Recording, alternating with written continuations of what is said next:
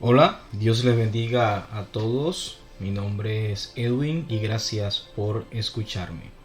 En esta oportunidad, en su canal Pregúntale a la Biblia, vamos a escuchar una reflexión titulada La realidad de Dios. Está basada en lo que dice la Escritura en Mateo capítulo 6, versículo 10. Y la escritura del Señor dice de la siguiente manera en Mateo capítulo 6 versículo 10. Venga tu reino, hágase tu voluntad como en el cielo, así también en la tierra. ¿Sabía usted que Dios tiene una realidad para usted, más allá de las que sus sentidos naturales le permiten ver? Esta realidad está en todas las áreas de su vida, familiar, económica y por supuesto espiritual. Muchas veces no estamos viviendo la realidad de Dios en nuestra vida. Puede que sea la realidad de la sociedad que tiene para nosotros lo que estemos viviendo, o la que el engañador tiene para nosotros, pero no la de Dios. De los textos leídos podemos rescatar la palabra reino y hágase, que en su palabra en el original dan a entender que Dios quiere que su realidad sea nuestra realidad. Él quiere que las cosas, tal como Él las tiene organizadas, estructuradas, pensadas, se conviertan en una realidad en nosotros. La realidad de Dios para la humanidad se vio distanciada por mucho tiempo a causa del pecado original de Adán. Pero gracias al sacrificio de Cristo podemos tener un adelanto de esa realidad de Dios para nuestras vidas. Veamos un ejemplo, el ejemplo del rey David.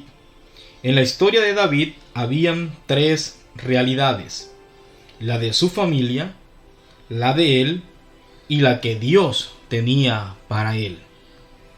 Él logra traer un poco de la realidad de Dios cuando vence a Goliat y realiza labores de rey, de gobernante, del rey que defiende a su pueblo.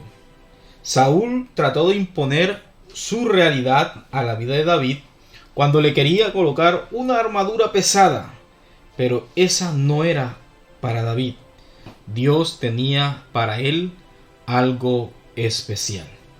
El enemigo no se va a quedar quieto a ver cómo desempeñas la función, el llamado, la vocación, el talento que Dios te dio. Él querrá una vez y otra vez tratar de imponer su realidad engañosa a tu vida. Lo quiso hacer con David. Logró por un momento distorsionar su realidad, pero David se levantó y siguió con la labor que Dios le había encomendado. Dios le dio una nueva oportunidad. La realidad de Dios estará ahí, esperándonos, dándonos una nueva oportunidad. Ejemplo de Juan Marcos. Hechos capítulo 13, versículo 13 y Hechos capítulo 15, versículo 38. Juan Marcos, por algún motivo, se había alejado de la obra según lo indica Pablo. No sabemos las razones familiares o personales que lo llevaron a esa situación. Lo que sí sabemos es que Pablo estaba muy molesto con él por su actitud. El enemigo quería distorsionar la realidad de Dios en el ministerio de estos grandes hombres de Dios. Era tanto la molestia de Pablo que prefirió separarse de Bernabé antes que aceptar a Juan Marcos. ¿Cómo? ¿Bernabé? Bernabé fue quien apoyó a Pablo aún éste estaba apenas dándose a conocer a los discípulos cuando le llegó a ayudar, cuando le llegó a socorrer. Bernabé fue quien lo llevó ante los apóstoles y quien le abrió camino en medio de la iglesia en formación. Tuvo que ser un disgusto grande para llevarlo a tomar esa decisión. ¿Cuál era la realidad de Juan Marcos en ese momento? ¿Cómo se debió sentir al ser la causa de tal división? ¿Que su Señor se separara de su compañero de ministerio? Seguramente llegó a dudar de su llamado y que no tendría más oportunidades con Pablo y su gran ministerio. Pero en Dios siempre hay nuevas oportunidades y su realidad estará presente en nuestra vida. Así el diablo haga lo que haga, la realidad de Dios va a prevalecer en ti. Y para Juan Marcos hubo una segunda oportunidad. Cuando Pablo escribe segunda de Timoteo, estaba en una cárcel en Roma, ya en sus últimos días, esperando su muerte.